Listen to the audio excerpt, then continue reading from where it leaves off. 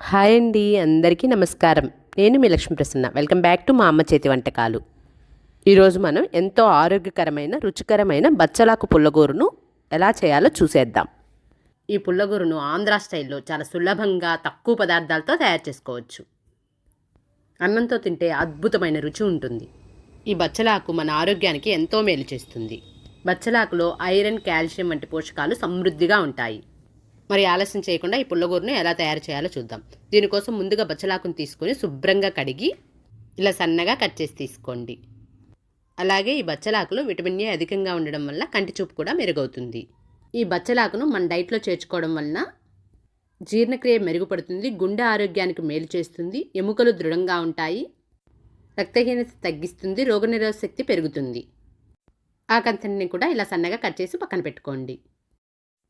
తర్వాత 2 టమోటాలను తీసుకొని ఇలా ముక్కలుగా కట్ చేసి తీసుకోండి.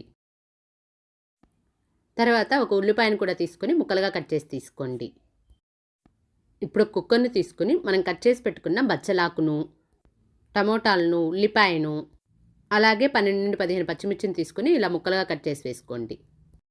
కొద్దిగా చింతపండును, పసుపును, నీళ్లను కూడా వేసుకొని కుక్కర్పై మూత పెట్టి స్టవ్పై పెట్టి 3-4 విజిల్స్ వచ్చే వరకు ఉడికించండి.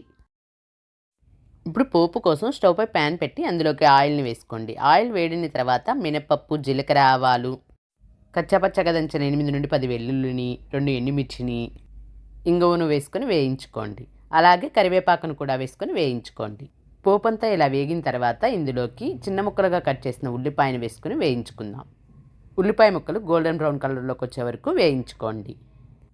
కుక్కర్ విజిల్లోని గాలి అంతా పూర్తిగా పోయిన తర్వాత మూత తీసి ఇలా ఎనుపుకుందాం. అలాగే ఇందులోకి రుచికి సరిపడా సాల్ట్ కూడా వేసుకొని ఎనుపుకోండి.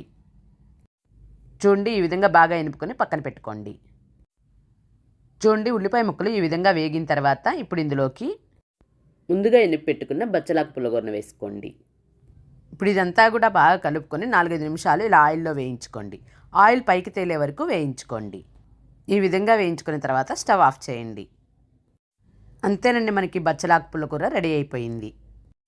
నచ్చిందా? మీరు కూడా ట్రై చేసి ఎలా వచ్చిందో మీ ఫీడ్బ్యాక్ని కమెంట్ చేయండి. మీకు నచ్చినట్లయితే తప్పకుండా ఒక లైక్ చేసి మీ ఫ్రెండ్స్ అండ్ ఫ్యామిలీ మెంబర్స్కి షేర్ చేయండి. మీరు ఎవరైనా మన ఛానల్ ఫస్ట్ టైం చూస్తున్నట్లయితే మన ఛానల్ని సబ్స్క్రైబ్ చేసుకోండి. Thank you for watching.